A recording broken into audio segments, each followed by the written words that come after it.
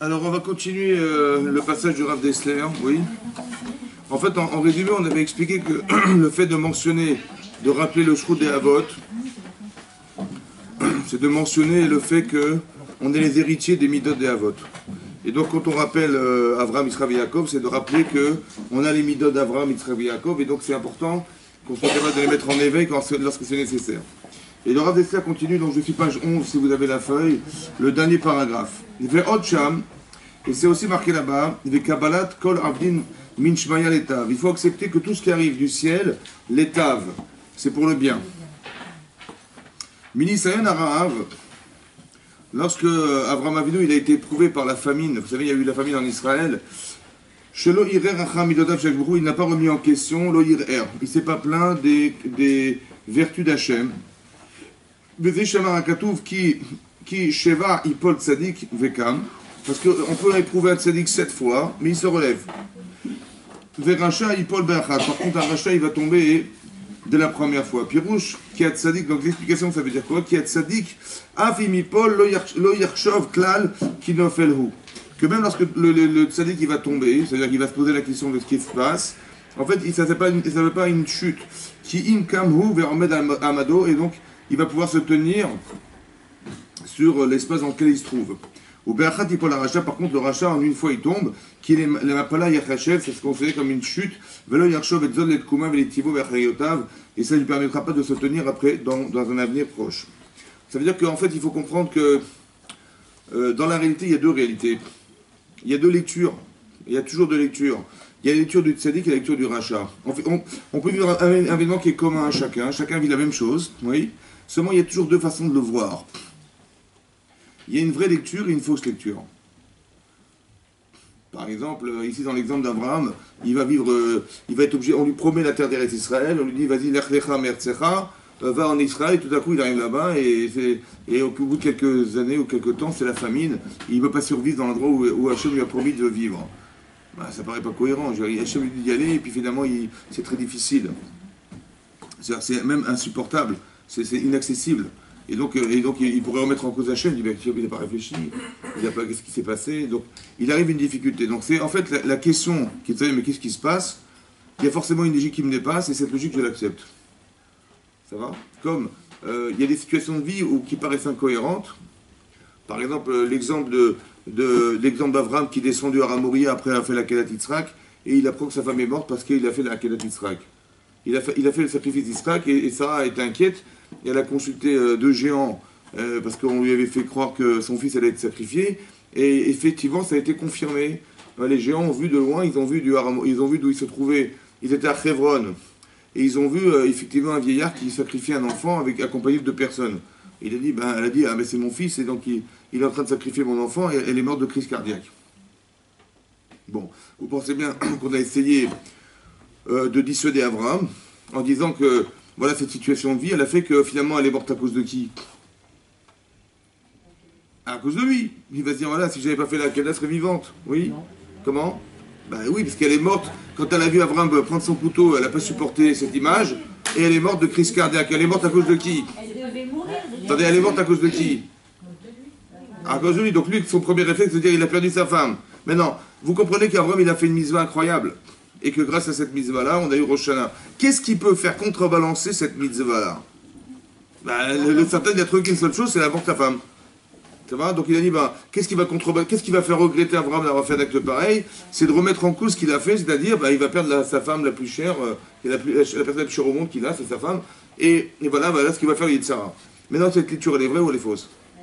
Pourquoi elle est fausse? Mais pourquoi elle est morte comme ça? C'est pas son initiative qui date. J'ai compris, mais quelque part, s'il n'avait pas fait la Kedah, elle serait vivante ou pas? Non. Elle serait vivante ou pas? Non. C'était son jour. C'est ça, dites oui. Par rapport à ce que vous dites, oui.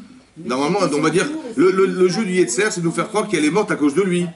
Et donc il va se culpabiliser. Est-ce que c'est vrai ou c'est faux? C'est faux. Mais comment je sais que c'est faux? Comment vous savez que c'est faux? Parce que vous avez la Torah dans la tête. Vous avez compris?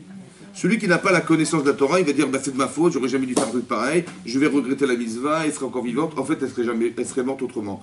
Elle aurait glissé sur une peau de banane, je sais pas moi, elle aurait eu n'importe quoi d'autre. En fait, on a fait coïncider la mort de Sarah avec une circonstance qui est liée à Abraham. Ça va? Mais en vérité, ce regard, il est faux. C'est ça que je vous explique. Il y a deux lectures. Mais pourquoi c'est comme ça? Est-ce qu'on peut... Abraham, il fait une mitzvah. Est-ce qu'il peut mourir d'une mitzvah, sa femme?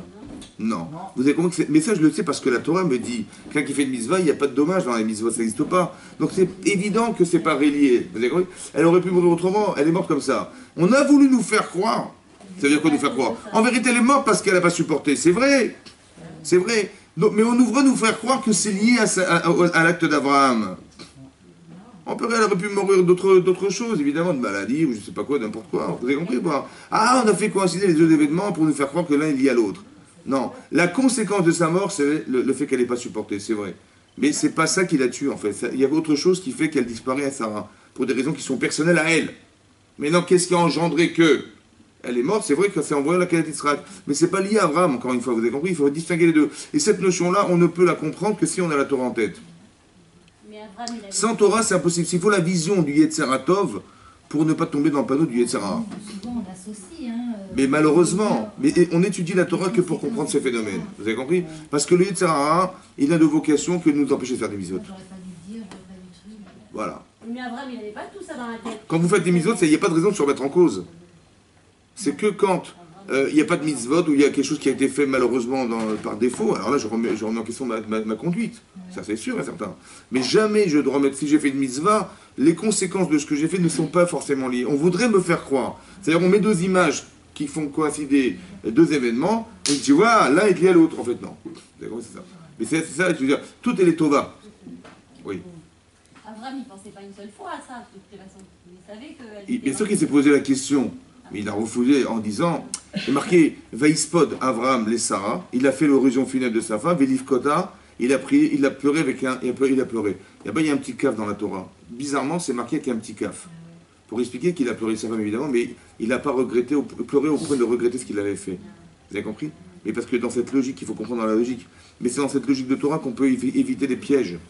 Mais j'ai entendu que oui. pour les tzadikim comme Sarah, oui. C'était une mitzvah oui. de justement mourir après une enfin, j'ai du mal à... C'est une mitzvah oui. de partir en zone mitzvah. Donc Hachem, il a coïncidé... Peut-être, c'est possible. On n'est pas en train d'expliquer la raison de sa mort. On est en train d'expliquer des phénomènes de coïncidence qu'on voudrait mettre en place pour nous faire regretter des choses. Vous avez compris? Parce que tout est le bien. Voilà. Il faut toujours partir du principe que... Comment? On entend beaucoup, tu as vu, il a fait une mitzvah, il est parti. Oui, j'ai compris. Ça veut dire qu'il a finalisé quelque chose, évidemment. Après il faut le comprendre. Il y a peut-être 50 solutions à l'explication à sa disparition. Peut-être. L'intérêt, c'est pas ça. L'intérêt, c'est pas de comprendre pourquoi elle est morte. L'intérêt, c'est de comprendre. On a voulu faire coïncider deux événements et faire croire que l'un dépend de l'autre et nous faire regretter ce qu'on a fait. Et qu'est-ce qui peut faire regretter la quelle d'Israël à Abraham? Il n'y a qu'à de sa femme, vous avez compris. Il n'y a rien d'autre. Il a plus d'être Sarah, Abraham, c'est terminé. Donc, ça veut dire qu'à ce moment-là, il n'y a que ce bouleversement émotionnel qui peut lui dire « Ah, mais si j'avais pas fait ça !» En fait, c'est faux de dire « Si je l'avais pas fait, elle serait pas mort. » C'est faux. C'est ça le raisonnement qu'il faut. Vous avez compris? Voilà. Mais ça, il faut réfléchir comme ça. Tout est pour le bien. Ça va. Essayez de comprendre que... Le Rav Adzer va expliquer ça. Écoutez bien. Ouais, donc le tzaddik, il peut tomber 7 fois. C'est quoi tomber 7 fois? On lui a mis des épreuves dans sa vie qui pourraient le faire tomber. Mais il reste cohérent et lucide à la lumière de ce qu'il sait d'Hachem, la lumière de la Torah, il va comprendre. Ce qu'on a expliqué aujourd'hui, ce qu'on est en train d'expliquer là, c'est à la lumière de ce que vous savez. Oui, donc c'est cette connaissance qu'on n'a pas, malheureusement, on tombe dans ces pièges. C'est pour ça qu'on a l'obligation d'étudier la Torah. C'est ça la lumière, c'est ça l'éclairage. Ok. Maintenant, ok. Qui est Miodéa, pécheur d'avoir mais quand même. Et donc il dit comme ça. Miodéa, donc je continue le texte de Rav Dessler. Qui c'est pécheur d'avoir adkama advarim magim. Alon iflaou appelé ve appelé. Mais in la haine d'Israël à quoi raser. D'où nous on a cette force de toujours penser que tout ce qui nous arrive est le bien, alors que ce qu'on vit n'est pas forcément bon. D'où on a cette force de dire non, mais c'est les tova, Dieu est bon et tout ça vient. Et dit la ramod les marla mikol rov tseroten. Combien la majorité des difficultés qu'on a dans la vie, on les surmonte en disant mais ça va passer, on va s'en sortir. D'où on a cet espoir. Il dit Velod il tient eshklal rak le kavot. On n'est jamais dans une situation de déchéance morale, on se dit non, on n'y arrivera jamais. C'est ça le yush, c'est d'abandonner. Non, dis non, on a l'espoir. D'où nous vient la force d'avoir l'espoir. Il dit alosé urak yerushatavot. C'est l'héritage de nos pères. C'est-à-dire qu'eux, ils ont été confrontés, non, on va y arriver, non, on va y arriver, vous inquiétez pas, ça va passer, on va y arriver. Cette force d'avoir l'espoir, elle vient de l'héritage de Avraham Yitzchak Yaakov. Mais Avotonok de Shim, c'est Kibou Akol et Abba. Parce qu'eux, ils l'ont accepté avec amour.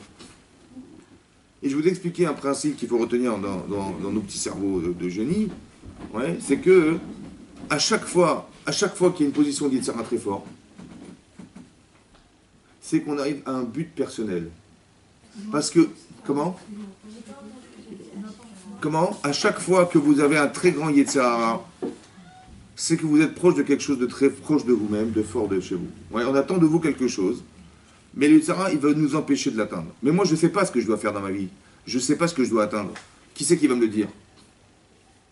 Eh bien, c'est le Yitzhara. Parce que quand vous arrivez à vouloir faire une mitzvah, tout à coup, ça s'acharne, ça vous empêche. On vous crée des envies de faire autre chose. Pourquoi tout à coup, c'est là que ça s'acharne, c'est là que vous sentez que vous êtes perturbé, vous êtes agressé par quelque chose d'autre que vous-même. C'est que vous êtes proche d'un but. Lui, il le sait. Et c'est lui qui vous l'a dit, en fait, indirectement, en vous agressant dans le Yitzhara. Donc, plutôt que de dire, mais qu'est-ce qui m'arrive, je suis une rachat, je suis pas bien, je suis pas bien. En fait, là, il faut se dire, mais non, mais c'est extraordinaire, c'est-à-dire que je sais que je suis proche du but. Donc, si je surmonte ce Yetzer, je sais que je vais devenir une femme différente et je vais atteindre ce qu'Hachem espère de moi. C'est exactement l'inverse de ce qu'on croit. Ça va?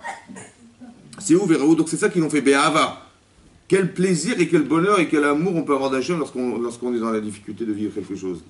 Le bonheur, c'est de nous faire atteindre quelque chose. Ça va? Et c'est ça, le Tov. C'est pas ce qu'on vit qui est Tov, mais c'est ce qu'on devient qui est Tov. C'est ça? Ditsu veru im timseu biyehudi yeshadaim, et sortez et regardez. Im timseu biyehudi yeshadaim yeshbo reach shel yerushat avot.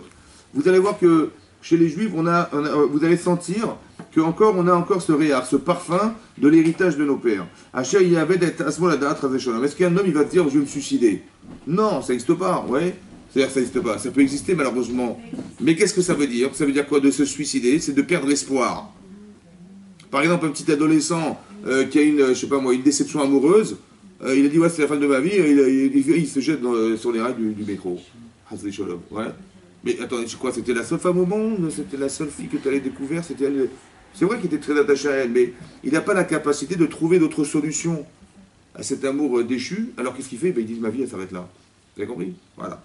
Donc il dit Ve'afim savlou rov me'od. Bien qu'on va devoir supporter énormément la difficulté, Yarchov Shilo les caparat avon. Nous on dit s'il m'arrive ça, c'est bien expier mes fautes. On dit pas je suis foutu. On dit que ça vient expier quelque chose chez moi. Comment il faut dire quoi? Oui, mais ça veut dire quoi expier nos fautes? Ça veut dire quoi? C'est quoi la faute? Il faut comprendre aussi. La faute, c'est pas ce que j'ai fait forcément. C'est ce que je suis, c'est ce que je pense qui est la faute.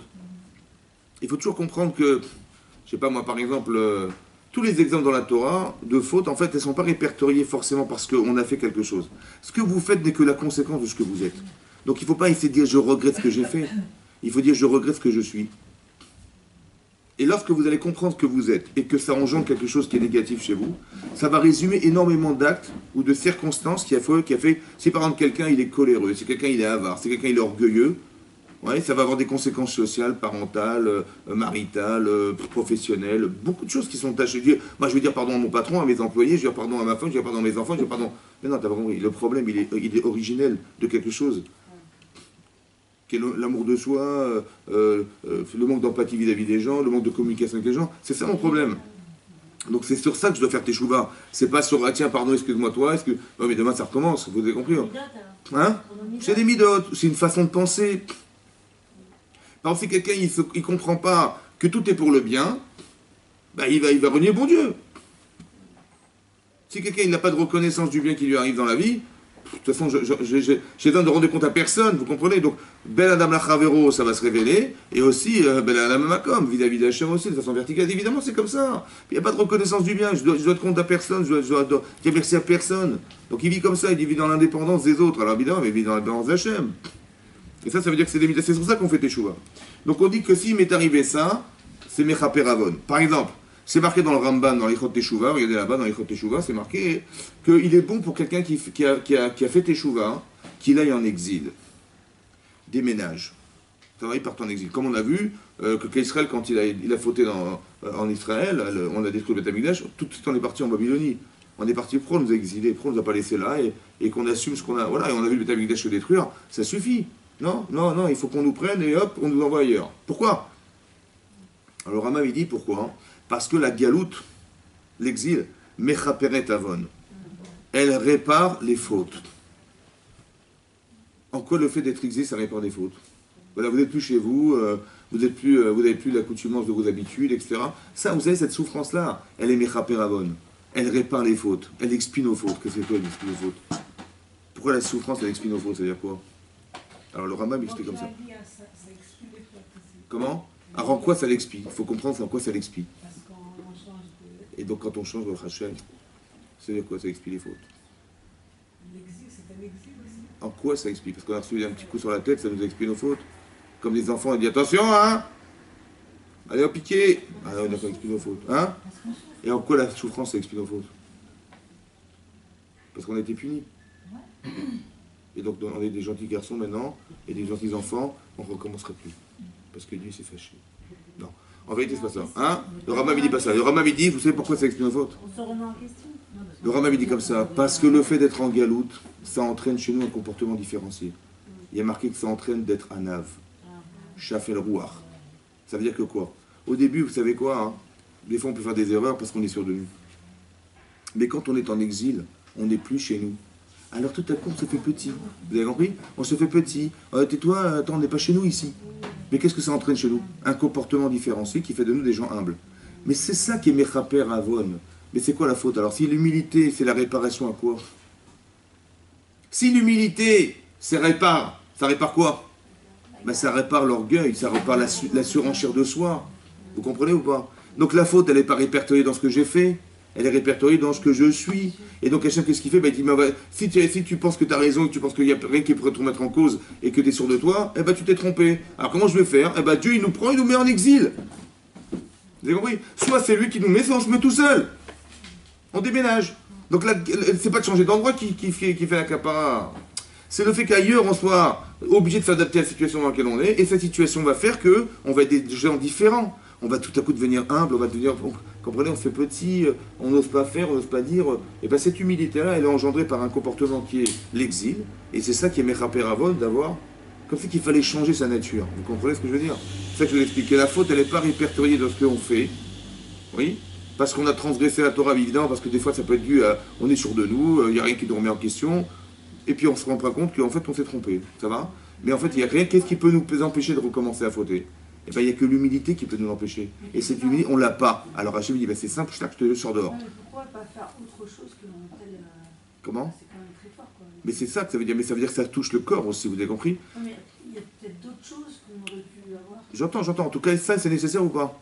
Bah oui. Bah oui, c'est ça, ça va? C'est ça qui est mechaper, l'expiation des fautes. C'est pas qu'Hachem nous punit parce qu'il nous a punis, alors on est des mauvais élèves. C'est comme ça qu'il faut comprendre aussi pourquoi Adam Arishon il a été chassé du Gan Eden. C'est pas qu'Hachem il est fâché, hein. Il dit comment t'as osé, t'as fauté chez moi, à la maison, t'as pas honte, allez hop, dehors. C'est comme ça qu'on traduit en général. Bon, ça c'est ce qu'on nous a dit au Talmud Torah, quand on avait 10 ans. Ben en vérité c'est pas ça. Hachem il punit pas les gens. Hachem dit si manifestement là où tu te trouves c'est trop dur, alors je vais te mettre là où tu seras le plus adapté à ce que tu es. Si tu as fait un acte de enlamazé, parce que tu prends pour toi, alors je te mets dans l'amazé, c'est là que tu seras le mieux. En espérant que là où tu vas te trouver, tu vas pouvoir retourner là où j'ai été. Mais c'est pas punir Adam que de le mettre dehors. C'est ça les taves, vous comprenez? C'est pas dire, bah, quand on va de l'extérieur, on dit, ah bah tiens, Dieu est fâché, il nous met dehors. Mais non, c'est pas ça le pshat. Parce qu'il y a Kol et Tova. Où est le Tova? Il m'a frustré, il m'a mis dehors, c'est honteux. Mais... Non, c'est pas ça. Le Tov, c'est que si je suis dans un endroit qui m'amène à fauter, alors Hachem dit, bah, si c'est trop dur pour toi, je te mets, par Achmanout, je te mets dehors, mais pas pour te chasser. Le Tzara, il dit, tu vois, Dieu il t'a banni. Tu as vu, tu vois, t'es en Israël, il t'a mis dehors. Dieu il t'a fermé les portes, il dit, allez, sors dehors, allez, sors. Ça, c'est la fausse lecture du Yetzer. Il faut partir du principe que tout est Tova. Donc si je ne suis pas adapté là où je me trouve, eh ben, il va aller mieux être dehors. C'est ça qu'il faut comprendre. C'est ça qu'Hachem il a pensé. Vous avez compris? Toujours les Tova, toujours. Mais d'où ça sort cette qualité qu'on a de voir le Tov et toujours avoir l'espoir que ça va s'arranger? Comme si que ce que je vivais maintenant va me servir demain. Je ne l'ai pas compris. Parce que, où la Tova, où quoi? Vous avez compris? Je dis, mais t'inquiète pas, ce que tu vis maintenant va te changer. Est-ce que tu es devenu va te permettre d'accéder à quelque chose demain? Parce que si tu ne l'avais pas vécu maintenant, tu l'aurais pas compris demain. Et tu n'aurais pas été outillé pour pouvoir accéder à autre chose demain. Alors je te l'ai fait maintenant. Vous avez compris? C'est ça la Tova. C'est la Tova.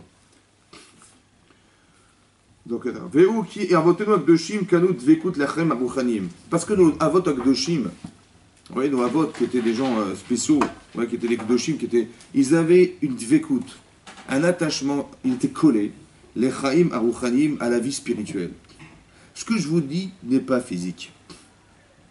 Quand on a mal, physiquement, ça ne peut pas permettre d'être content. Donc ce qu'on pense, c'est spirituel.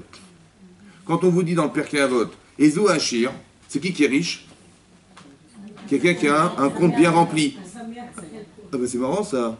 À sa mère qui est content de ce qu'il a, qui est heureux de sa part. Heureux de sa part, mais non, pas du tout. Ezo Chacham, Aro et Tanolad.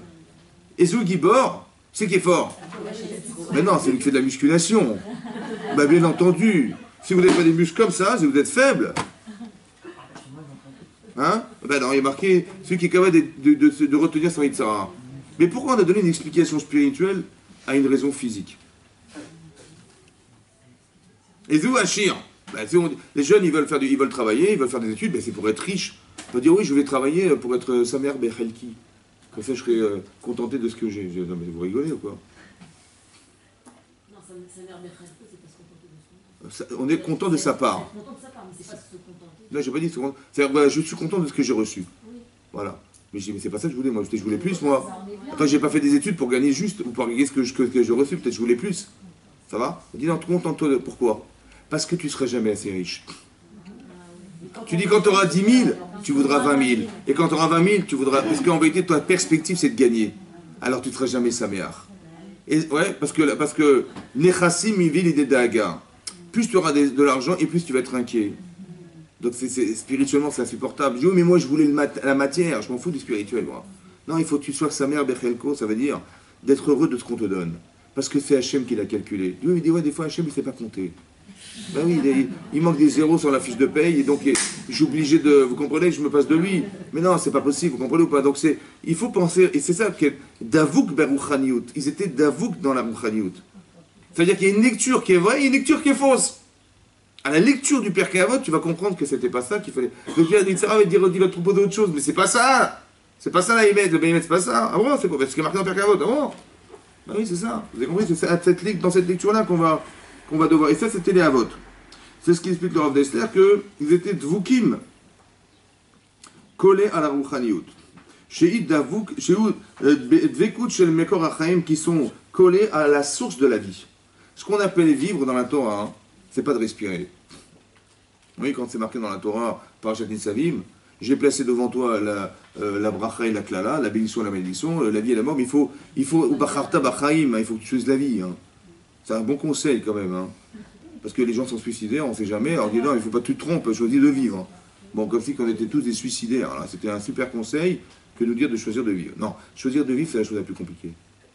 C'est de choisir ce qui nous fait vivre. C'est autre chose. Vous avez compris? Ah oui, parce que la matière a une fin en soi. Mais comment dire, la vie spirituelle n'a pas de fin. Elle n'a pas de limite. Donc il faut choisir cette limite-là, c'est ça qu'on devrait choisir. C'est le plus compliqué.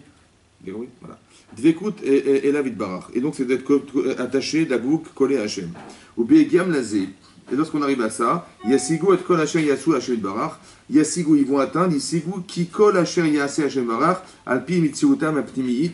Parce que tout ce que va faire Hachem, c'est selon la mitzvot, la réalité intérieure, à Maasim, à Em, à Ruchenim, Ema.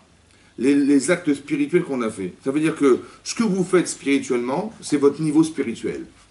Mais Hachem, il va se comporter avec nous selon le niveau spirituel que nous avons. Ça va? Mais dans ça, il n'y a pas de mal. Ça veut dire qu'il ne peut pas y avoir de place dans le mal. Quand j'ai compris ce qui m'arrive, ouais, et que c'est conséquent de ce que je suis, il n'y a pas de réalité de mal là-dedans. Jamais. Par exemple, un exemple très simple. L'Agma dans Tanit, elle dit là-bas que Rabbi Eliezer, qui était un Tana, hein, Rabbi Eliezer, il a fait 13 ta'aniot parce qu'il y avait la famine en Israël.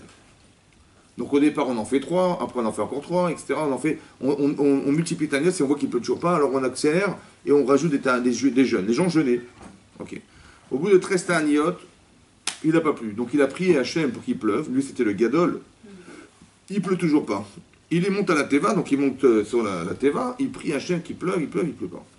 Et qu'est-ce qui se passe? Donc, descend de la Teva, monte de la Teva Rabbi Eliezer et descend, parce qu'il descendait à l'époque, il y avait un trou devant la Teva, Rabbi Akiba. Et il dit à Hachem, toi tu es Rechapaim, tu mets Rachem sur tes créatures, fais qu'il pleuve. Et tac, il pleut.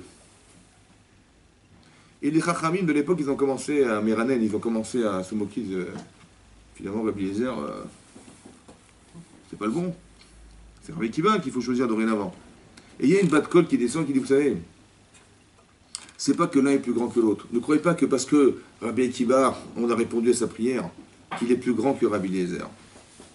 Mais que l'un, il est Ma'avir al-Midotav, et l'autre, il n'est pas Ma'avir al-Midotav. Ça veut dire quoi, Ma'avir al-Midotav? Ça veut dire que si quelqu'un vit un affront, oui, il dit, laisse passer. Ma'avir al-Midotav. La mida, normalement, c'est qu'il faut respecter les gens. Tu m'as pas respecté, je te respecte pas. C'est comme ça. Ou je t'attaque, ou je t'agresse parce que tu ne m'as pas respecté. Je suis Ma'avir, je laisse passer mes midotes. Ça veut dire que je suis au-delà, je laisse couler. Ça veut dire qu'on m'a fait un affront, je laisse couler. Mais non, il faut juste comprendre c'est quoi cette qualité de laisser passer. Il y a dire comme si il y avait deux écoles. Il y avait l'école de celui qui vit par la rigueur et l'école de celui qui vit par Ma'avir. Ça veut dire quoi? Mais non, Rabbi Eliezer, il était intransigeant. Et dans l'intransigeance, il a réussi sa vie, et il a formé ses talmidim dans cette intransigeance. Parce qu'il faut être rigoureux dans la vie, parce que c'est implacable, parce que les taux... Mais non, comme c'est implacable, quand ça ne va pas, tu ne peux pas dire à Hachem, écoute, sois miséricordieux. Ben non, tu es implacable. Par contre, quelqu'un qui m'a viré à la midote, qui dit comme ça, c'est pas grave, je laisse passer, il m'a fait un affront, c'est pas parce qu'il est bête que je vais me rendre malade. Alors je lui dis, bon, ben, j'espère que je vais prier pour lui, ou je vais lui parler, je vais l'arranger. Les choses, elles me traversent, elles ne me touchent pas. Parce que vous avez des fois dans la vie, il arrive des choses des fois dans la vie où on a été agressé par des gens verbalement, ou des gens qui ne nous ont pas respectés. Bon, est-ce que la personne est intelligente? Est-ce que ça se fait ce qu'il a fait? Je lui dis, mais oui, mais il m'a vexé quand même. Je lui dis, mais c'est qui t'a vexé? C'est lui, mais la personne qui est en face de toi, elle est bête ou pas? Alors, pourquoi tu dis pas, la pauvre, elle est bête? Plutôt que de dire, ah mais comment il a osé me parler comme ça? Après, ça va être l'âge. Un gamin de 17 ans, il n'a pas cette réflexion. Attendez, est-ce qu'une personne de 45 ans, ça se fait ce qu'elle a fait? Ça se fait? Une personne de 40... Ça se fait ce qu'elle a fait ou pas? Ça se fait ou pas? Non. Donc il a quel âge? Il a 45 ou il a 17? Il a quel âge? Il a 17 ans. Il a 17 ans. En vérité, vous voyez une personne de 45 ans, mais en fait, il a 17 ans. Donc il ne faut pas regarder la personne telle que vous la voyez, parce que tu dis, mais c'est un affront! Comment à son âge, il est fou, quoi? Comment il me parle comme ça se fait pas. En fait, il n'a pas 45 ans, il a 17 ans. Et s'il avait 17 ans, vous diriez, bon, ben, je comprends, il est bête.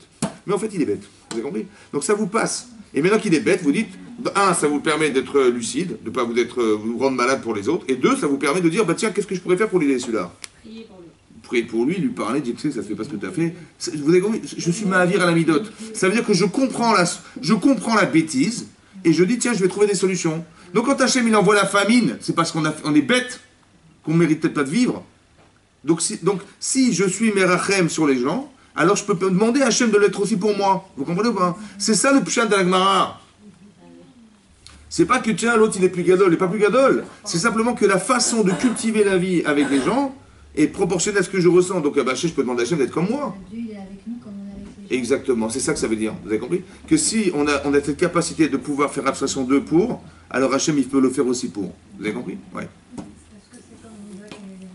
Oui, c'est ça le pshat. C'est ça le pshat de Midak et Negenuna. C'est quoi mesure pour mesure? C'est pas de dire, tiens, tu te comportes comme ça, je me comporte comme ça. Non, c'est d'expliquer qu'il faut être logique avec soi-même. Si moi je suis rigoureuse, je peux pas dire à Hachem, ne sois pas rigoureux. Mais tu l'es, il faut choisir. Ah, mais en vérité, c'est quoi? C'est d'expliquer. Des fois c'est bien la rigueur, des fois c'est pas bien la rigueur. Alors s'il te manque cette qualité d'être une femme qui est capable d'accepter le manque des gens, alors Hachem il dit, bah super, c'est pour ça que je t'ai envoyé la famine. Pourquoi faire? Pour dire, est-ce que, quand Hachem il dit à Noir, voilà, dans une semaine je vais détruire le monde. Bah Noir il dit, bah écoute, il n'y a pas de problème, si tu as décidé, qu'est-ce que je vais faire? Ça va, tout va bien? Ouais, ouais. Et quand il commence à pleuvoir, il dit, bah il pleut, on va rentrer dans l'arche de Noé. Je dis, ça va, tu ne sens rien? Ben non, ben, tu as décidé, il mérite ce qu'il mérite, on a tout essayé, ben, ça n'a pas marché, ça va marcher. Ça va, tu ressens rien? Ça va, tu ressens rien? T'as pas de rachmanout pour ces gens qui vont mourir, vous avez compris ce que je veux dire? C'est... Pourquoi? Parce qu'il est tzaddik, Noir. C'est quelqu'un de juste. J'ai tout essayé, on a tout fait. Comment vous dire, je leur ai parlé, j'ai fait la journée, c'est à 120 ans quand même, il ne faut pas exagérer, 120 ans, je leur ai répété tous les jours, écoutez, il va y avoir le déluge. On a tout fait pour que ça va. Ils n'ont pas écouté, c'est de leur faute. C'est de leur faute ou c'est la faute du Yetzer? Ou c'est la faute d'un mauvais choix? Ou c'est la faute d'une incohérence? Ou c'est la faute d'une incompétence? C'est la faute de quoi? En vérité, c'est la faute d'une incompétence. Alors pourquoi tu n'as pas essayé de trouver la cause? Vous avez compris ce que je veux dire? C'est ça la différence. Il arrive des situations où on aurait tellement aimé que tu sois capable de pouvoir réagir à ce que tu vois, et pas d'accepter ce que tu vois, comme une circonstance évidente. Non! Il faut que tu trouves le Tov, parce que manifestement, ce qu'a fait Hachem, c'est d'avoir détruit le monde. Est-ce que c'est bien ça? Vous avez vu comment les Havot, ils parlent? À l'Havot, il dit, quand Abraham, il dit à Hachem, Khalila lecha me'asol kadavarazé. Tu vas détruire Sodome, Khalila. Rachid dit que là-bas, ça vient du mot chol. C'est désacralisant ce que tu vas faire. Pourquoi? Parce que quand tu ne sais pas quoi faire, tu détruis. Il n'y a pas de doucha là-dedans. Elle est où ta hauteur, elle est où ta grandeur là-dedans? Ah, tu ne sais pas quoi faire, tu détruis. C'est chol, Khalila lecha. Les gens diront, tu vois, Hachem, il a des limites. Quand il ne sait pas quoi faire, il détruit. Exactement le même langage qu'a eu Moshe Rabbeinu, Vayichal Moshe. Quand on lui a dit, tu sais, quand ils ont fait le Vaudor, ils ont fait, on va les détruire, on va faire une nouvelle nation avec toi, tout de suite, il dit Vayichal Moshe. C'est quoi Vayichal? La Gemara dans Brachot, elle dit Vayichal Melachon Chol. Tu sais quoi, les gens diront, tu vois, finalement, Hachem, il a des limites. Il est désacralisé par cette situation, parce que, et quand il ne sait pas quoi faire, il détruit. Voilà, on va on élimine. Mais non, arrange. Pourquoi tu détruis? Arrange. Ah, tu ne peux pas arranger. Alors tu es chol. C'est incroyable. Hein, ça veut dire que c'est ça. C'est le regard qu'on peut avoir sur lui, alors il va devoir changer, il va changer. Et ça veut dire qu'il ne faut pas qu'on puisse penser que c'est chol. On ne peut pas penser que c'est chol. Donc il y a toujours quelque chose de bien derrière. Essayez de comprendre ce principe, c'est-à-dire il nous vient des Havot. On est les héritiers de ça. Ça veut dire qu'on ne peut pas perdre espoir, parce que tout ce que je vis n'a pas de chol, il n'y a pas de chol là-dedans. Il n'y a pas de choses qui sont désacralisantes dans ma vie. Tu dis, mais c'est pas bien. Donc c'est pas bien, ça veut dire que Dieu s'est trompé, ou Dieu il est pas bon. Mais c'est pas possible, vous comprenez? Donc il y a forcément une étape qui m'échappe, et cette étape-là, je ne vais pas l'occulter parce que je n'ai pas compris. Vous avez compris? On est allé en exil, c'était toujours l'exil. Ça nous a formé. On est passé en Égypte pendant 400 ans. On a vécu un esclavage pendant toutes ces années-là. C'était pour le bien. Pourquoi? Parce qu'il faut que tu arrives à te soumettre dans ta vie. Il faut que tes grands-parents, tes parents et tes arrière-grands-parents, pendant toutes ces générations, ils étaient soumis à l'esclavage pour que tu puisses un jour accepter la Torah et te soumettre, et pas de tomber dans l'Itzara de dire, maintenant, t'es pas n'importe qui quand même. Mais c'est toujours comme ça que ça se passe. Ça veut dire que c'est toujours les tovas. Essayez de comprendre que ce qui vous amène à vivre des événements, ça vous a changé dans le bien. Vous avez compris? Voilà. Donc ça nous vient d'héritage des Havot. C'est ce qu'explique le Rav Dessler. Voilà. Il ne peut rien sortir de mal d'Hachem. Shu Mekoratov, qui est la source du bien. Donc partez du principe que ça ne confondez pas entre le bien et le bon. Tu dis, quand c'est bon, ben c'est bien, et quand c'est mauvais, eh ben c'est mal. C'est pas forcément vrai. C'est ça. Parce que Hachem, il est Mekoratov. C'est-à-dire que essaie de retraduire. Il faut que dans ta tête, il y ait une case dans ta tête qui te dise que déjà tu pars du principe que c'est pas ce qui est forcément bon qui est bien. Et ce qui est mauvais qui est mal. Par exemple, si on mange trop de chocolat, mesdames, c'est bon ou pas? C'est bon? Oui, c'est bon. Les gâteaux, c'est bon? Oui. Les millefeuilles, c'est bon? Oui. Mais est-ce que c'est bien? Bon. Alors, regardez la balance. Vous allez comprendre. Alors, d'accord, ben c'est ça le problème. C'est pas parce que c'est bon que c'est bien. Il y a des limites au bon, c'est vrai, c'est vrai. Mais il faut se faire plaisir, évidemment. Mais il faut trouver les limites. Mais c'est pas ce qui est bon qui est bien. Et devant l'inverse, est-ce que ce qui est mal, c'est mauvais? Non. Ben non, parce que dans la vie, il faut se battre, dans la vie, il faut faire des efforts, ben, ça fait pas plaisir. Mais c'est comme ça qu'on se construit, vous avez compris, voilà. Donc, Mais dans le mot mal, il paraît que c'est la gématria de réveille-toi à la suivante. oui, c'est possible. Oui, c'est lié. C'est lié. Ve'im gam adam akatan ve'ashafel. Ve'im gam adam akatan ve'ashafel. Donc même une personne qui est petite en niveau, ou shafel, ou qui est rabaissé, bisirlo, à paout, parce qu'il a un sechel, un intellect qui est diminué. Yere dvarim asher yedamelo, qui est raïm ema. Celui-là, il va voir, celui qui a un sechel, qui a un intellect qui est limité, il va voir que ce qui vit est mal, donc c'est forcément mal, mauvais. Parce qu'il n'a gardé que le côté physique et matériel de la chose. C'est-à-dire que c'est ça que je vais souvent expliquer, que la matière, ça crée des émotions. Et c'est très important de calculer et de réfléchir de façon rationnelle aussi. sans émotion. Très important de cultiver cette faculté à réfléchir sans émotion. Comment sans émotion? Sans émotion, C'est-à-dire, c'est-à-dire comme ça. Au lieu de mettre je, voilà ce qui m'arrive, voilà ce que je vis, voilà ce qui va. Mettez des personnages neutres, mettez A, B, C, D. Tu dis voilà, A, il a vécu ça, et B, il a réagi comme ça, et C, à cause de ça, C, il est passé ça. Qu'est-ce que tu penses? De façon rationnelle, je dis bah, n'importe quoi, comment A, il a pu faire ça? Et tout à coup, je dis, ah, c'est moi. Moi, je me justifie parce que j'ai des intérêts émotionnels dans la vie. Donc mon intérêt, tu vas dire, attends, tu vas quand même pas perdre, attends, faut pas faire l'idiote quand même. Donc tu vas aller dans ce sens-là, bien entendu, pour ne pas perdre. Mais c'est parce que j'ai pas envie de perdre que je le fais, vous avez compris? Mais cette partie émotionnelle, elle me piège. C'est comme je dis, Chava, elle a vu le Eitz Hadaat, il était Tov, il était Nechmad et Ta'ava. Nechmad, c'est qu'il est agréable, et Ta'ava, il avait plaisir à le voir. Mais c'est des émotions émotionnelles. c'est émotionnel. Donc elle dit, bah tiens, je suis très attiré à faire ça, tiens, on va devenir comme Hachem, Krab des Crémons. Donc c'est l'émotion qui me pousse à manger du Eitz Hadaat. Mais si je dis, attends, mais tu te rends compte de ce que tu fais là? Tu te rends compte que ton émotion, elle va contre toi, elle va contre la volonté d'Hachem. Si tu avais dit, tiens, une femme, elle a vu le Eitz Hadaat, elle a dit, je vais manger, elle va contre la volonté d'Hachem, tu aurais fait, cette femme-là, tu lui aurais dit, qu'est-ce qu'elle est? Elle est dans le bien ou dans le mal? Je dis, ben non, elle est dans le mal. Mais cette femme, c'est toi. C'est-à-dire que quand on rationalise les choses, tout à coup, on n'est plus impliqué dans l'événement, tout à coup, ça nous permet d'être lucide. Nous, on en a besoin quand même un peu d'émotion. Mais j'ai pas dit le contraire, vous avez compris ce que j'ai dit ou pas? Alors, J'ai dit qu'il faut de l'émotion. Mais des fois, malheureusement, on est piégé, happé par des émotions. Il faut avoir de la rationalité pour pouvoir se sortir d'une situation pareille. J'ai jamais dit que des émotions, c'est pas bien. J'ai jamais dit ça. J'ai dit, on est quoi? On est mardi aujourd'hui? Jeudi. Que quand on a trop d'émotions, Il faut les canaliser, non? hein? Non, mais c'est quoi canaliser? C'est d'avoir la rationalité de l'émotion. Ça veut dire, et si c'était pas moi, qu'est-ce que j'aurais fait à la place?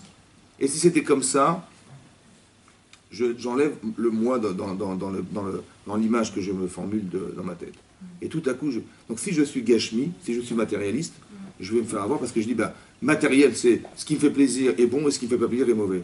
Et donc je vais dire, bah, tu vois, Dieu, rien ce qu'il a fait, rien ce qui se passe, c'est pas normal. C'est mauvais. Non, parce que tu as une vision matérielle des choses. Tu vois, ça se détruit, donc c'est mauvais. Non, si ça détruit, ça vaut le coup de détruire. Parce que tu vas reconstruire. Vous avez compris? Et peut-être les bases, elles sont mauvaises. Essaie de voir le bien dans ce qui paraît mal. Essaie de voir le bien dans ce qui paraît mal. Le bien n'est pas physique. Parce que c'est mal ce que tu vois. Ça s'est cassé, ça s'est détruit, c'est pas bien. Essaie de comprendre l'aspect spirituel. Donc si tu ne sais pas lire du spirituel, mais tu vas souffrir. Vous avez compris? Si je ne suis pas capable de voir la partie spirituelle de ce que ça engage, alors je vais souffrir. Essaie de voir la partie spirituelle. Quand tu vois, avec des enfants, c'est dur d'éduquer ses enfants. Des fois, on s'arrache les cheveux. C'est pour ça qu'on a des perruques. Des fois, donc c'est pour ça. Et vous avez compris, mais le côté spirituel qui se dégage de là, il est fantastique. Vous avez compris? Parce que derrière, on a formé des gens, parce qu'on est fiers de nos enfants, on a été rigoureux avec eux, c'était dur, on s'est battu, mais le résultat, il est extraordinaire. Mais le résultat, quel résultat de quoi? Le résultat spirituel. Le contentement, le fait d'être rassuré, le fait d'être dire, mais voilà, ils ont un avenir qui est formé, c'est bon. Il n'y a rien de physique là-dedans, il y a vous des physiques là-dedans, il n'y a rien. Vous avez compris? Donc quand vous parlez aux autres et vous les transformez, c'est dur parce qu'il y a une forme de combat derrière, c'est vrai, mais derrière le résultat, il est spirituel. Vous avez gagné de permettre à ces enfants, à n'importe quelle personne, d'avoir les moyens, les outils pour pouvoir se débrouiller dans leur vie et pas tomber dans les travers que vous avez constatés. Donc c'est pas facile, mais le résultat, il est spirituel. Donc si je suis toujours en résultat physique, je ne me bats pas, je vais me casser la tête, qu'ils se débrouillent. Ben, ils sont bêtes, ils se débrouillent, c'est pas grave. Ils vont se tromper, ils vont rater leur vie, ben c'est leur problème. Ah non, mais c'est tes enfants. Spirituellement, on est attaché, vous avez compris. Et donc c'est ça qui nous engage. C'est la partie spirituelle qui nous engage. Parce que si c'était que la matière, eh ben j'aurais baissé les bras. Cette capacité de réaction, on l'a dit à votre. Baisser les bras, ça vient de notre nature. Oui, mais ça veut dire que c'est aussi de la pensée.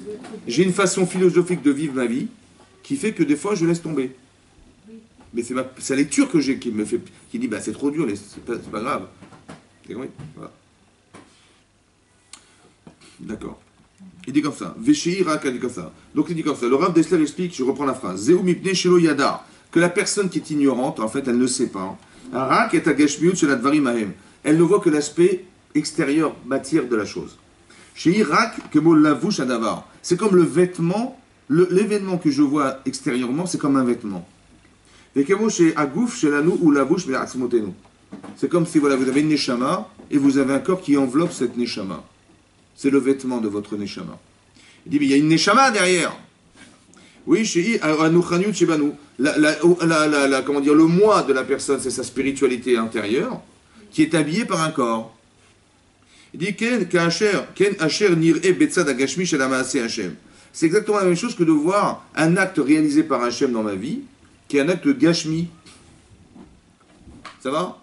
Par exemple, Avram, il va enterrer sa femme, il va se retrouver en face d'Ephron. Mais Ephron, c'est un escroc. Parce qu'il va exploiter la souffrance d'Abraham pour lui soutirer de l'argent devant tous les habitants de Chet. Ça veut dire qu'il y a un décor. On est devant il y a toute la ville autour de nous. Et je me trouve en face d'Ephron qui me dit, bah, écoute, tu vas enterrer ta femme? Bien sûr, j'ai un vaisseau, mais la terre, je te la donne, le terrain, il est à toi. Je dis, mais non, mais vous rigolez, je veux l'acheter. Devant tout le monde. Maintenant, il dit, tu veux l'acheter, t'es sûr ou pas? Oui, bien sûr. Bon, 400 shekels. 400 000 euros. Benyou Bencha. Allez. Bon, qu'est-ce qu'il fait, Ephron? Ben, il exploite la souffrance d'Abraham. Et que devant tout le monde, il ne va pas négocier. Ça se fait pas. Et puis, il n'est pas dans l'esprit de négociation. Vous avez compris? C'est sûr qu'il va accepter. Donc, j'ai gagné mon pari. Super. Je me suis tiré 400 000 euros. C'est un escroc. Mais non, si je vois la réalité des choses, Abraham, il dit, mais t'as pas honte? Tu n'as pas honte d'avoir exploité comme ça devant tout le monde? T'as pas honte? Et je vais réagir. Est-ce que je dois réagir? Il n'a pas été émotionnel. Pourquoi il n'a pas réagi, Abraham? Pourquoi il n'a pas négocié? Tu m'as dit 0 et tu me dis 400 000, mais ça va pas ou quoi? Je suis quand même pas un... Pas voir qui est pigeon, là. Si Abraham il réagit, qu'est-ce qu'il va gagner et qu'est-ce qu'il va perdre? Il va gagner de l'argent. Parce qu'on va passer de 400 000 à 150 000. Il va gagner de l'argent. Mais qu'est-ce qu'il va perdre? Il va perdre le lien avec sa femme. Il va perdre la mitzvah. Parce que là, pour l'instant, il est concentré sur le fait de... Il va devoir enterrer sa femme. C'est ça, sa mitzvah. Qu'est-ce qu'il fait, Yitzhara? Il lui envoie Ephron. Comment tu vas réagir avec Ephron? Si tu dis... Vous avez compris ce qu'a fait Abraham? Il a dit, non, mais c'est pas grave. Tiens, prends ton argent, laisse-moi tranquille, je reste dans la concentration de mon épouse. Ça veut dire qu'en vérité, c'est quoi? C'est la honte que je vais avoir devant Ephron. Parce qu'Abraham, il va être éhonté devant Ephron. Parce que tous les gens, qu'est-ce qu'ils vont penser d'Abraham? Hein? Non, mais il était léger, il s'est fait rouler. Parce que franchement, 400 000 euros, une terre pareille. Vous avez compris pas? Donc c'est son amour propre contre l'amour de sa femme. Il a choisi quoi, Abraham? Vous avez compris? On voudrait me faire couper ce lien. Parce que bien sûr que je vais l'enterrer, bien sûr qu'il va enterrer Abraham. Le problème, c'est que c'est pas la même chose. Il n'est plus dans le même lien avec elle. Il n'a pas envie de perdre ce lien. Ce lien spirituel. Donc il met de côté la partie matérielle de sa vie pour s'engager sur du spirituel. On voudrait, en fait, à cause de la matière, lui faire perdre l'aspect spirituel de sa vie. Il a dit, j'avais de la vie. Et ça, il faut pouvoir le voir pour le comprendre. Mais c'est pour ça qu'on étudie la Torah, pour se rendre compte que des situations de vie pareilles, c'est des négociations intérieures entre mes intérêts personnels ou celui de l'intérêt de l'autre. Et bien il a dit, non, je fais abstraction de mes intérêts pour elle. C'est ça qu'il a fait. Donc il n'a pas voulu négocier, il n'a pas voulu rentrer là-dedans, parce que de négocier, c'est de perdre le fil. Maintenant, je suis dans un autre système, le système de la négociation pécuniaire de ma vie. Mais qu'est-ce que ça va voir avec sa femme qui va enterrer? C'est plus rien à voir. On a changé de sujet. Ma tête, elle est plus là, elle est ailleurs. Après, je récupère, ça va. Attends, laisse-moi, je négocie avec lui, je récupère ma femme et je vais l'enterrer. Non, tu n'es plus dans le même esprit, c'est fini. C'est comme dans la prière, on pense à des choses et après on retombe sur nos pattes. Bon, mais j'ai compris, mais la prière, c'est plus la même. Le lien, il a été coupé, c'est fini. C'est ça qu'il veut faire, il veut couper le lien spirituel. C'est-à-dire qu'on va mettre en exergue de la matière. Tu dis, mais attends, quand même, je ne vais pas me laisser avoir devant tout le monde, quand même. Qu'est-ce que vont dire les gens de moi? Donc c'est ton amour propre qui est remis en cause. Il dit, mais ça, c'est pas grave, je m'en fiche. Ça. Ce qui compte, c'est ce que je veux garder avec elle. Et donc, les dernières instants qu'il vit avec sa femme, c'est cet instant-là. Il ne veut pas le perdre, cet instant-là. Mais en fait, c'est la preuve d'amour qu'il a vis-à-vis d'elle. C'est son amour à lui contre celle de sa femme. Vous savez compris? C'est ça qu'il faut comprendre. C'est ça, c'est spirituel, ça. C'est ça qui est engagé. Ok, d'accord. Donc, tout ça, donc, vous avez compris que tout ça, c'est un habillement. Ephron, tout ce qui se passe autour de lui, les gens, tout ça, c'est un habit, un vêtement. Qu'est-ce qu'il y a au fond? C'est ça qu'il faut voir. Il ne faut pas vouloir regarder les vêtements. C'est ça qu'il faut voir le bien dans ce qui se passe. Peut-être de façon matérialiste, c'est grave, c'est difficile à vivre, mais essayer de comprendre le fond qui est caché derrière. et de savoir que tout ça c'est pour le bien. Il faut avoir juste l'intelligence émotionnelle de pouvoir pas tomber dans les pièges. Mais ça c'est possible que si on connaît la Torah un petit peu quand même. Et savoir que là, ça sent mauvais. Mais cette connaissance va vous permettre de pouvoir sentir que là c'est bon et là c'est pas bon. Là je vois que ça va pas. Vous avez compris? Comme Abraham, il va voir sa femme disparaître à cause de ça, il va tomber évidemment dans l'émotion, mais c'est un piège en fait, parce qu'on va exploiter cette émotion pour lui faire regretter un acte. Abraham, il perd sa femme, il n'est pas dans l'émotion. Oui. Ben voilà, donc il dit, mais c'est une des chances. Pourquoi, quoi? Pour qu'il ne négocie pas, c'est quoi la différence entre... Ben attendez, vous êtes devant tout le monde, voilà. Abraham, il est devant tous les gens de la ville, et Ephron, il lui dit, écoute, je te donne la terre. Il dit, ah, ben, c'est gentil, mais vous êtes gentil, mais je vais l'acheter la terre. Il dit, bon, bah écoute, 400 000 euros. Bon, qu'est-ce que vous faites? 400 000 euros, mais c'est exorbitant comme somme. Alors qu'est-ce que vous faites? Hein? Logiquement, on négocie. Mais évidemment qu'on négocie. Mais quand vous allez négocier, qu'est-ce qui va se passer? Vous êtes où maintenant? Votre tête, elle est dans la négociation financière. Mais elle est où la mitzvah maintenant? Ah, tout à coup, il est venu pour ça, il se retrouve là-bas. Pourquoi on a voulu me détourner? Pourquoi? Ben, le détourner, ça veut dire, attends, je vais quand même pas perdre de l'argent quand même. J'ai compris, mais c'est quoi le prix? C'est le prix de la mitzvah. C'est l'un pour l'autre. Parce que sache que quand tu vas négocier, on va gagner de l'argent. Parce que j'aurais évité de perdre autant d'argent. Je vais réussir à en gagner. À ne pas en perdre autant, on va dire. Le problème, c'est que j'ai perdu de l'autre côté. Parce que maintenant, c'est fini. Maintenant. Cette relation, elle a été coupée. Alors, je vais l'apprendre. Physiquement, je l'apprends. Mais c'est plus la même émotion, c'est pas la même chose, vous avez compris? Quel que soit le prix. On a voulu me couper cette émotion-là. Mais c'est quoi l'enjeu? C'est mes intérêts contre les siens. Vous avez compris? Voilà, c'est mes intérêts personnels contre... Est-ce que jusqu'où tu vas pousser ton intérêt personnel? Est-ce que tu vas faire abstraction de toi pour? Mais ce que je fais quand je fais ça, je suis spirituel. C'est ça spirituel. C'est-à-dire que je suis captivé par le désir de garder ce lien spirituel avec elle. Et de l'autre côté, je sais que si je vais perdre de l'argent pour ça. Est-ce que je vais le faire ou pas? Ou je vais dire non, c'est pas grave. De toute façon, physiquement, voilà, je la prends, je la mets dans le truc, voilà, je l'ai fait, c'est bon. On ne te demande pas de faire, on demande de vivre. Ah, c'est pas pareil, c'est ça, Chaim. Et là, vivre, il a fabriqué le tombeau, il a pris physiquement sa femme, il a mis là. Mais c'est physique, encore une fois, c'est pas spirituel. Il faut que ça soit accompagné de quelque chose. Il y a le corps, il y a la neshama. Il faut toujours qu'il y ait une neshama. Parce que quand on fait de façon mécanique, il n'y a pas de neshama. Alors, vous pouvez faire à manger tous les jours à vos enfants, votre mari, machin, mais c'est mécanique. Mais elle est où la neshama? C'est bon, il faut que je le fasse pour quelque chose. C'est pas pareil. Donc quand vous avez un objectif personnel qui est engagé, ben là, il y a tout à coup de la vie dedans. Et ça se voit en fait. Ça se voit. Et quand il n'y a pas de vie, ça se voit aussi. Vous avez compris? Voilà. Et ben c'est ça qu'on voudrait faire. Qu'on s'habitue à penser qu'il y a le vouche, il y a la partie corporelle et il y a la neshama qui est dedans. Il ne faut surtout pas oublier la neshama qui est dedans. C'est ça qu'il faut voir. Et ça que dit le... Donc quelqu'un qui n'a pas de connaissance, il va voir que le gouffre, il voit que le corps. Ben, comment tu l'expliques autrement que comme ça? Oui, tu as raison, logiquement, c'est pas bien. C'est vrai, c'est logique, c'est pas bien. Mais pourquoi c'est pas bien? Pourquoi ça fait mal? Pourquoi des fois c'est pas des situations qui nous rendent heureuses? Parce que cette situation-là, elle va te faire réfléchir. Et c'est ce que tu es devenu qui m'intéresse. Par exemple, imaginez-vous, une fois je vous donne cet exemple. Imaginez-vous quelqu'un, il travaille, il gagne bien sa vie, et tout à coup, au bout de, je sais pas moi, 10 ans il était fonctionnaire dans une boîte, et on lui dit, vous savez, on est un peu en difficulté financière en ce moment, on est en train de dégraisser le personnel. Bon, on a pensé à vous. Il dit, comment ça, moi, mais il dit, bah oui, mais votre poste, il n'est pas indispensable, on peut le remplacer par 2-3 personnes à côté. Bon, le type, il passe, donc il licencie, il est inscrit à la NPE au chômage. Vous connaissez Paul? Et donc, il va voir Paul emploi. Et donc, qu'est-ce qui se passe? Il est là-bas, il est au chômage, donc bon, il n'a jamais été au chômage de sa vie. C'est pas évident de vivre cette situation de vie comme ça. Et puis quand il rencontre des amis, il dit, qu'est-ce que tu fais? Je suis au chômage. Puis bon, les fins de mois sont difficiles, sa femme lui dit, tu sais, il va être l'anniversaire du petit, qu'est-ce qu'on lui fait? D'accord, de quoi tu parles? On n'a pas d'argent. Voilà, c'est difficile à vivre. Bon, ça dure 1 mois, 2 mois, il cherche du travail. Un acharné, il cherche du travail, il ne trouve pas. Ça dure 3 mois, 4 mois, 5 mois, ça dure 6 mois, c'est infernal, ça dure 6 mois. Et au bout de 6 mois de souffrance, il dit, qu'est-ce qui m'arrive? Qu'est-ce que j'ai fait au bon Dieu? Mais qu'est-ce qui s'est passé? Pourquoi j'ai mis ma privé de Parnassa? Je ne comprends pas.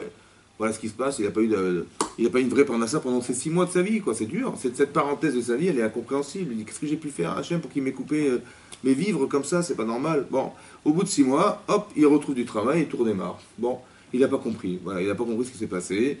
Pourquoi ces 6 mois de vie, elles ont été difficiles à vivre. Il est complètement avec sa femme, avec ses enfants, et c'est dur. Au bout de quelques mois, on l'appelle. Il dit, bonjour monsieur, oui bonjour, voilà. Écoutez, je cherche du travail. Et je sais que dans telle branche, je travaille dans telle branche, moi aussi je suis dans telle branche, est-ce que vous pouvez m'aider?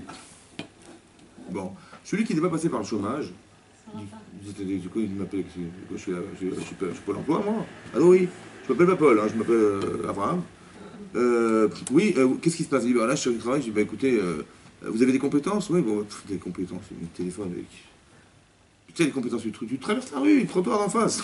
Tu vas trouver du travail, ouais. Et donc il dit, bah écoutez, vous avez consulté le bureau du Shabbat? Bah oui, bien sûr. Vous avez consulté les anneaux? Bah oui, bien sûr. Bon, bah écoutez, je ne sais pas quoi vous dire. Bon, bah écoutez, je ne sais pas. Si vous ne trouvez pas, rappelez-moi. Allez, bonne journée, hein? Bon, il raccroche. En fait, il dit, je vais l'aider, moi. Mais celui qui est passé par le chômage, qu'est-ce qu'il va dire? Il va dire où tu es. Il va dire, monsieur, écoute, viens dans mon bureau. Et tu ne sortiras pas de là que ton cher n'a pas trouvé du travail. Ça va? Bon. Il y a 1 an, il travaillait. 1 an plus tard, il retrouve du travail. Mais entre-temps, il a perdu son travail. Qui c'est qui l'a organisé ça? Hachem. Tu dis, c'était facile à vivre? Hein? Non. Moi, je vous mets à sa place, à Hachem. Mettez-vous à sa place. Cet homme, il a une potentialité de chesed. Parce que son arrière-grand-père et son grand-père, c'était des gens hospitaliers, recevaient des gens. Cette potentialité, il l'a hérité de ses parents, mais elle dort chez lui. Qu'est-ce que vous auriez fait à la place d'Hachem pour lui permettre de pouvoir rendre service à quelqu'un comme ça, de trouver du travail, qui est la plus belle tzedaka qui existe? Qu'est-ce que vous auriez fait, vous, à sa place? Hachem, vous auriez fait quoi? Vous l'auriez mis au chômage ou pas? Oui ou non? Ben, c'est ce qu'il a fait, Hachem. Vous avez compris ou pas? Pour réveiller ce qu'il y avait en lui. Ben parce qu'il ne peut pas sentir le manque des gens s'il ne l'a pas vécu lui-même. Bon, c'est une tova ou pas? Physiquement, pas du tout. Il ne savait pas comment finir à la fin de mois, il ne savait même pas comment faire. Mais en fait, de ne pas finir à la fin du mois, c'est créer une souffrance. Ça crée une logique de manque. Et cette logique de manque, maintenant que je l'ai vécue, je la comprends. Et maintenant que je la comprends, je vais m'acharner pour que l'autre ne soit pas dans cette souffrance. Oui, mais ça, parce que il avait le potentiel. Mais c'est toujours comme ça, madame. Toujours comme ça. Pour vous expliquer que ce qu'on vit, c'est pour éveiller un potentiel. Oui. Ou pour éliminer quelque chose qui ne nous permettrait pas d'accéder au potentiel. Voilà. Il faut regarder la rouchaniout de la chose. C'est quoi la rouchaniout? C'est l'expérience qui va faire que maintenant je suis sensible au manque. C'est spirituel ça. Je vais perdre mon temps, je vais perdre mon argent, je vais perdre ma patience, je vais perdre machin pour s'occuper des gens. Mais occupe-toi de ta vie, qu'est-ce que tu vas t'occuper des gens? Mais cet aspect spirituel que j'ai, il me pousse à le faire. C'est spirituel. Vous avez compris? Ouais. Maintenant j'ai compris que... Ah, j'ai compris pourquoi 6 mois maintenant, j'ai compris. Ça veut dire que tout est pensé, vous avez compris? Parce que pour Hachem, l'instant où il perd son travail et l'instant où le monsieur lui téléphone, il s'est passé 1 an. Mais Hachem, il s'est passé combien de secondes? Chez Hachem, combien de temps il s'est passé? 1/4 de minute, 2 secondes. Moi, ça a duré 1 an, mais lui, ça a duré 1 seconde. Donc Hachem, il voit ça, il dit dommage, parce que l'autre, il va lui téléphoner. Et comme il a un sroud d'avoir fait du chesed, qu'est-ce que je vais faire pour l'aider à pouvoir répondre au téléphone correctement? Ben, c'est ça que ça veut dire. Mais cette capacité à penser comme ça, elle vient des vôtres. Vous avez compris? C'est ça le chesed. C'est pas de voir le mal pour le mal. Parce que de façon physique, il va dire, quand je lui dis le pôle emploi, il devient pâle le type. Parce que ça lui rappelle des mauvais souvenirs. Il dit, qu'est-ce que tu parles de chômage? Voilà. Le mot chômage, je ne peux plus supporter.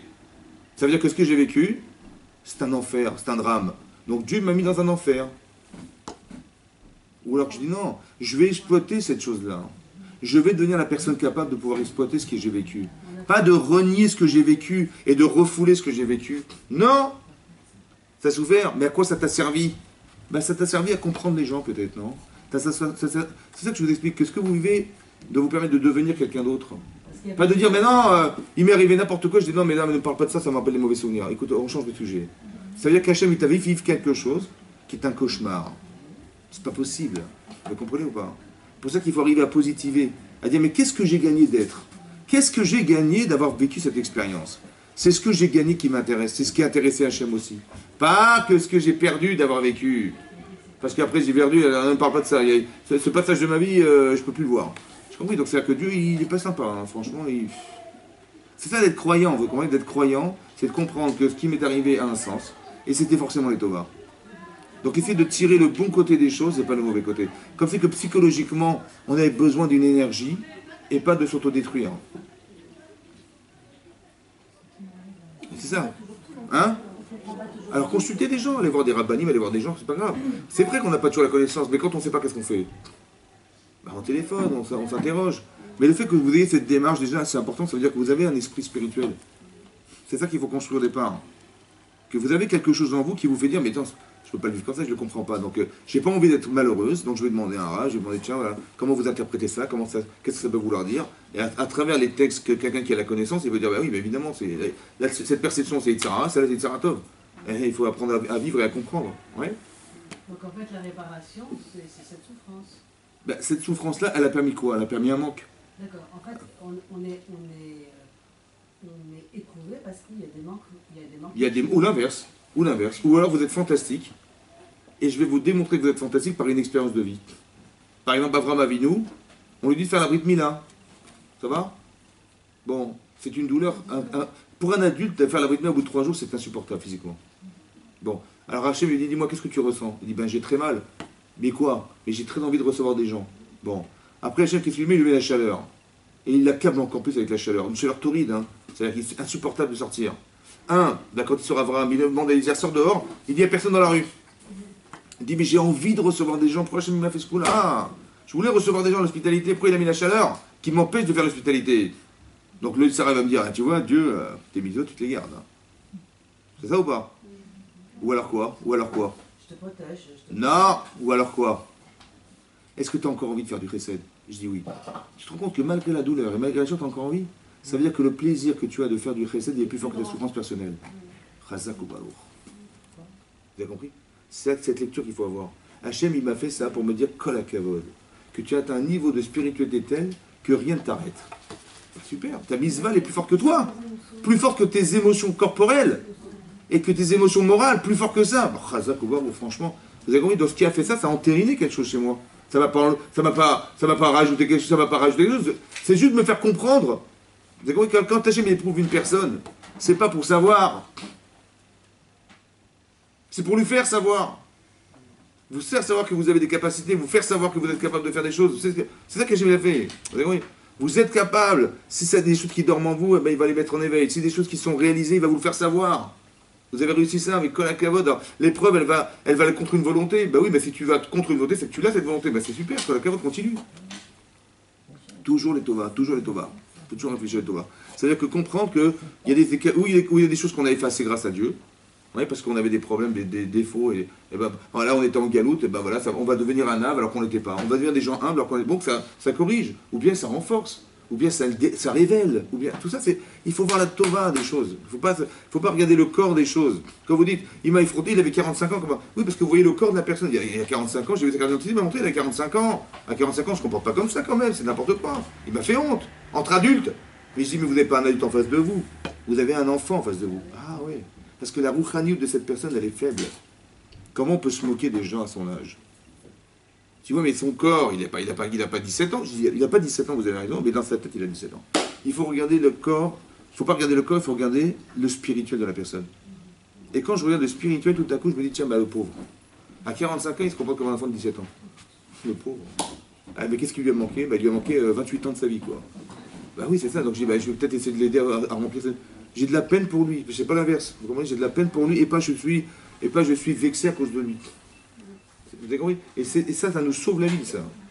Ça nous sauve la vie. Chazak ou? Oui.